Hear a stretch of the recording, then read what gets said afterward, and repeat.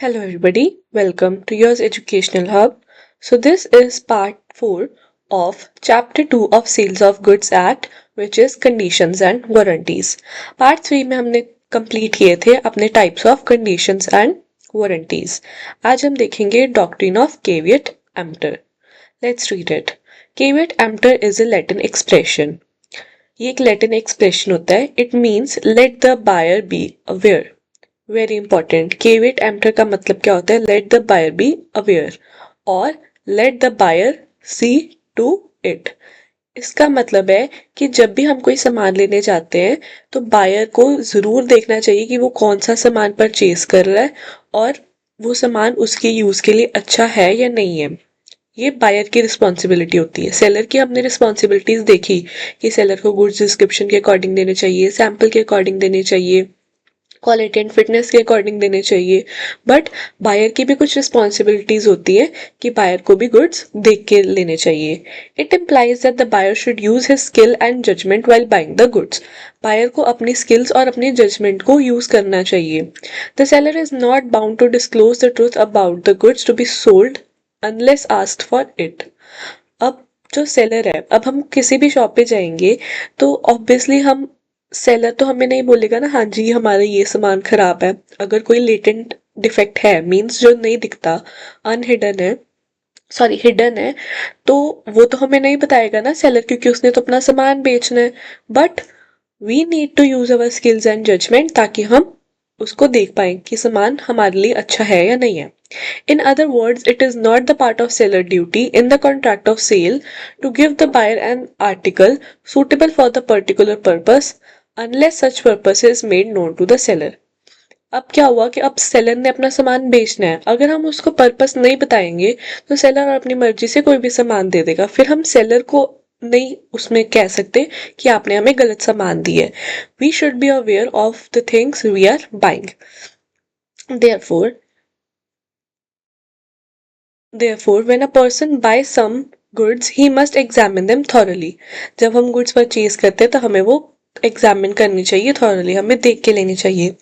If the goods turn out to be defected or not suit or not suit his purpose, or if he depends upon his own skill or judgment and makes the bad selection, he cannot blame anybody except himself.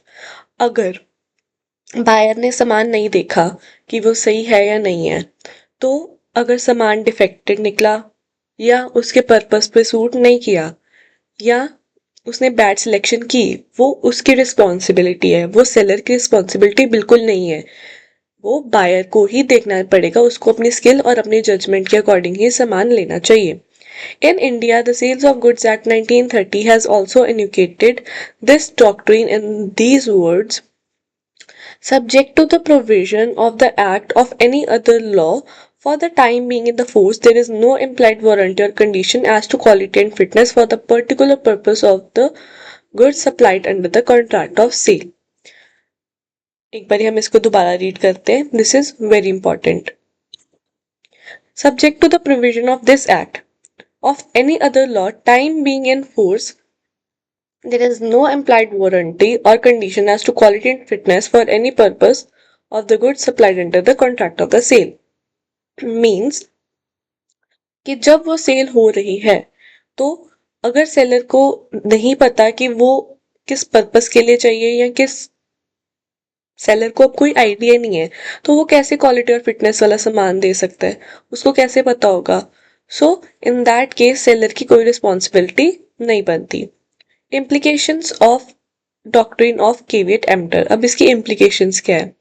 Number 1, buyer should be careful in the selection of the goods. As a set कि buyer को देख के goods लेनी चाहिए. Second, he should himself ascertain that the good suits his purpose. If the goods are subsequently found to be unsuitable, the seller cannot be blamed for it, as there is no implied understanding by the seller than that he shall apply such goods as to suit the buyer's purpose. अब buyer को खुद ascertain, खुद देख के goods लेनी चाहिए. अगर goods suitable नहीं हुई तो वो सेलर को ब्लेम नहीं कर सकता. सेलर को अगर हम अपना पर्पस बताएंगे तो ही वो हमें सामान दे पाएगा, unless and until we can not blame the seller. Mr. Example: Mr. P purchased a horse from Mr. Q. P needed the horse for riding, but he did not mention this fact. P को purchase करना था एक horse, but किसके लिए चाहिए था? Riding purpose के लिए, बट उसने नहीं बताया. Mr. X subsequently, if it is provided, the horse is not suitable for the riding but is suitable for being driven in a carriage. अब मिस्टर क्यू ने कौन सा हॉर्स दे दिया? जो कि राइड तो नहीं कर सकता, जो कि तेज तो नहीं भाग सकता, बट जो कैरेज होते हैं ना, मतलब जो सामान इधर उधर लेके जाना होता है, वहां पे जो एनिमल्स यूज होते हैं उसके लिए दे दिया. Mister P can neither reject the horse nor he can claim the compensation from mister Q. अगर अब मेंशन ही नहीं किया उसने कि उसको राइडिंग पर्पस के लिए चाहिए, not mention to the seller, then he neither reject neither he can reject nor he can claim any compensation. ना ही वो रिजेक्ट कर पाएगा, ना ही कोई कंपनसेशन क्लेम कर पाएगा. ये नेक्स्ट एग्जाम्पल आप खुद पढ़ेंगे एक बारी. Exceptions, very important. Exceptions of doctrine of caveat emptor. अब डॉक्ट्रिन ऑफ केविट एम्प्टर कहाँ पे एक्सेप्ट हो जाता है? मतलब कि कहाँ पे बायर, जो हमने देखा ना कि बायर शुड बी अवेयर, तो कहाँ पे जो बायर है, बायर की रिस्पॉन्सिबिलिटी खत्म हो जाती है. हमने अभी ये देखना है. Fitness of the buyer's purpose, where the buyer makes known to the seller the particular purpose. Seller को पर्टिकुलर पर्पस पता है for which the goods are required, so as to show that he relies on the seller's skill or judgment, and the goods are of description which is in the course of seller's business to the supply. It is duty of the seller to supply such goods are reasonably fit for the purpose. और अगर seller को पता है कि particular purpose, ऊपर वाले case में mention नहीं ना हुआ था, इसमें सेलर को पता है, तो जो डॉक्ट्रिन ऑफ केवी टेम्पटर है ना, let the buyer be aware, वो यहाँ पे कैंसिल हो जाता है क्योंकि हमने पर्पस मेंशन कर दिया. This exception is applicable in three conditions. The buyer should make known to the seller the particular purpose. The buyer should rely on seller's skills and judgment. The goods are of description by which the course of seller's business to supply. अब तीन conditions में exception होती है. पहला, हमने purpose बता दिया. दूसरा, मैंने उसकी स्किल्स और उसके जजमेंट पे रिलाई कर लिया. और तीसरा, मेरे को गुड्स के अकॉर्डिंग, डिस्क्रिप्शन के अकॉर्डिंग गुड्स मिलनी चाहिए. मैं आपको एक एग्जांपल से समझाती हूँ. फॉर एग्जांपल, मैं एक शॉप पे गई.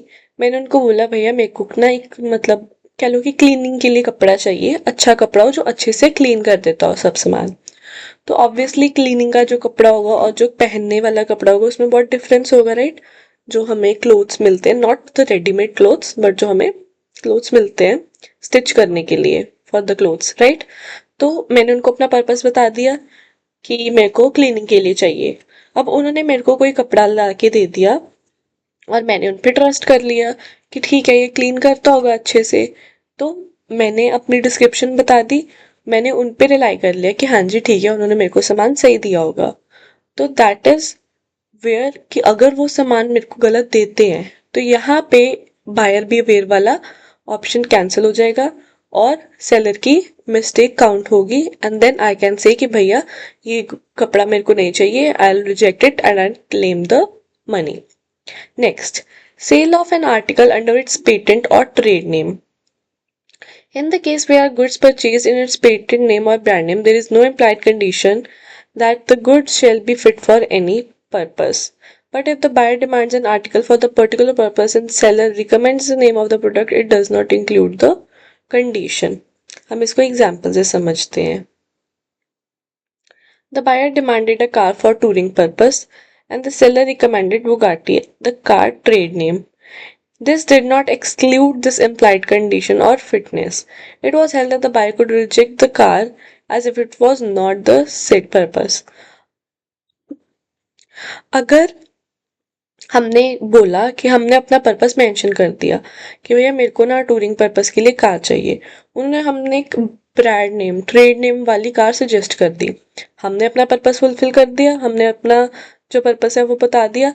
अब उन्होंने हमें कौन सी कार सजेस्ट करी वो उनकी गलती है, ठीक है ना. और बुगाटी अगर टूरिंग पर्पस के लिए यूज नहीं होती तो मैं वो रिजेक्ट कर सकती हूँ. Next, this example you will do by yourself. Next, goods purchased by description. Where the goods are sold by the description, there is an implied condition that the goods shall correspond with the description. अगर मैंने description बताई, मैं एक shop पे गई, मैंने उनको बोला भैया मेरे को ना बासमती राइस चाहिए। अब मैंने मेंशन किया ही कि मेरे को बासमती राइस चाहिए।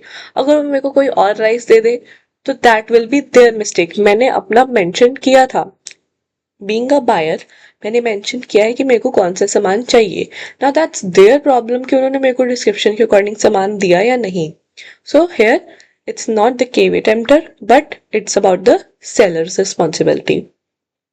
Condition as to merchantable quality.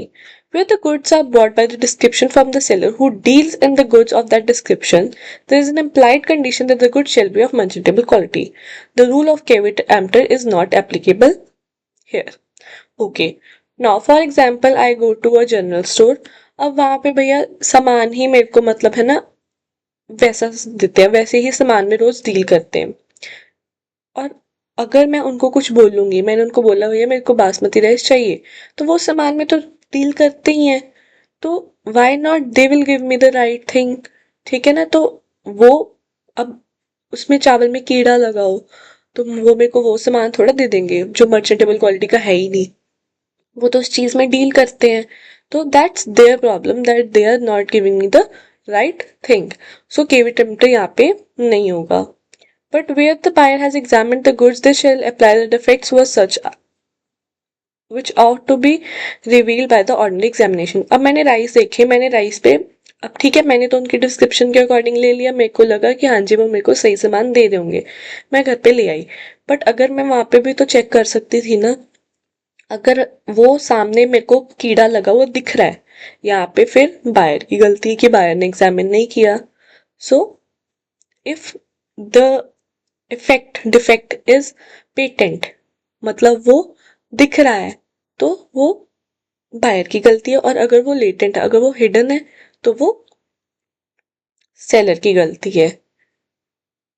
Example, the plaintiff bought a hot water bottle which is ordinarily used for providing heat to the human body. The bottle burst to put use and injured plaintiff wife. The seller was held liable. अब क्या हुआ, अब मैं hot water bottle लेने गई तो obviously वो उस चीज में डील करते हैं तो मेरे को अच्छा ही सामान देंगे, बट कि जो बॉटल थी वो बर्स्ट होगी और मेरे को इंजरी होगी, तो अब वो उनकी गलती है ना। अब मैं इसको एग्जामिन तो कर नहीं सकती थी, ठीक है ना। तो दैट इज सेलर्स मिस्टेक। तो यहाँ पे सेलर की गलती निकल के आएगी। Goods purchased bye sample. When the goods are bought by sample, this rule of KV tempted does not apply if the bulk does not correspond with the sample. अब क्या हुआ कि अब मैंने सैंपल के अकॉर्डिंग, अब मैंने एक फिर हम राइस की एग्जांपल दे देते हैं। मैंने उनको सैंपल दिखाए कि मैं अपने घर से सैंपल लेके गई, भैया मेरे को ना ये वाली राइस दे दो, ठीक है। तो मैंने उनको दिखा दिए सैंपल के लिए। अब मेरे को चाहिए थे ज्यादा सामान, मैंने कहा भैया 2 बोरी ना मेरे को राइस दे दो। तो अब मैंने बल्क में सामान लिया, बल्क अब सैंपल के अकॉर्डिंग नहीं निकला, तो इसमें अब बायर की गलती तो है नहीं, बायर कैसे बिहेवियर हो, तो इसमें सेलर की गलती होगी। Goods purchase by sample and description. अब यहाँ पे सैंपल भी आ जाता है, डिस्क्रिप्शन भी आ जाता है। Where the goods are bought by the sample as well as the description, the rule of caveat emptor is not applicable in the case of goods not correspond with the sample and description. Same. Usage of trade. An implied warranty or the condition as to quality of fitness for the purpose may be annexed by the usage of trade. If the seller deviates from that, his rule of caveat emptor is not applicable. The seller is liable for damages. Example के through देखते हैं. If there is a usage of trade that the seller of the cloth has to pay the damages in case the color of the cloth fades within a week, every seller of the cloth is bound to buy this warranty. अब मैंने सामान को use करके देखा। अब obviously जब हम clothes लेने जाते हैं तो हमें सामने से तो पता नहीं चल जाता, या हम ये तो नहीं कहते भैया मैं इसको ना एक बार डुबा के देख लेती हूँ पानी में, इसका कलर निकलता है या नहीं निकलता। ऑब्वियसली जब हम उसको यूज करके देखेंगे तभी हमें पता चलेगा। तो यहाँ पे अब मेरी गलती तो है नहीं कि मैं अब बीइंग अ बायर मैं उसको ये भी नहीं बोल सकती भैया मेरे को पानी में इसको डुबा के देख लेने दो। तो इसमें भी सेलर की गलती होगी कि सेलर को पता होना चाहिए कि कपड़े का कलर फेड होता है या किसका नहीं होता। Consent bye fraud, this is the last point, where the seller sells the goods by making some misrepresentation or fraud and the buyer relies on it, or when the seller actively conceals some defect in the goods so that same could be not be discovered by the buyer on the reasonable examination, then the rule of caveat emptor will not apply. In such a case the buyer has right to avoid the contract and claim damages. अब क्या हुआ कि seller ने मेरे को miss representation से या fraud से मेरे को कोई सामान बेच दिया, ठीक है। अब मेरे को पता नहीं चला, being a innocent buyer, being a normal person, मैं उस चीज में नहीं डील करती हूँ, मैंने सेलर की बातों पे रिलाई कर लिया। And seller actively conceals some defect in the goods so that same could not be discovered by the buyer on the reasonable examination. अब सेलर को पता था कि मैं इसको ऐसे गुड्स देती हूँ जो कि एग्जामिनेशन करने पे नहीं पता लगेंगे। जैसे कि मैं शॉप पे गई, मैंने उनको बोला भैया मेरे को XYZ सामान दे दो। अब उन्होंने मेरे को XYZ सामान दे दिया पर गलत सामान दे दिया जो कि मेरे को एग्जामिन करने पे पता नहीं चलेगा कि वो सामान ठीक है या नहीं, मेरे को ऑर्डिनरी लुक से नहीं पता चलेगा। So this is by fraud, उन्होंने मेरे को फ्रॉड से धोखे से सामान बेचा है। सो इन दिस केस मैं बी अवेयर कैसे हूँ, अब मेरे को बीइंग अ नॉर्मल पर्सन मैं उस चीज में डील नहीं करती हूँ, तो वो उनकी मिस्टेक है। So here I can avoid the contract and claim the damages, मैं कॉन्ट्रैक्ट को कैंसिल करके अपने डैमेजेस क्लेम कर सकती हूँ। So these were the exceptions of the caveat emptor, कि केविट एम्प्टर कहाँ कहाँ पे अप्लाई नहीं होता, कहाँ पे बायर की गलती ना हो के सेलर की गलती निकलती है। So this was it for the chapter 2, that is conditions and warranties. Next class में हम चैप्टर 3 स्टार्ट करेंगे।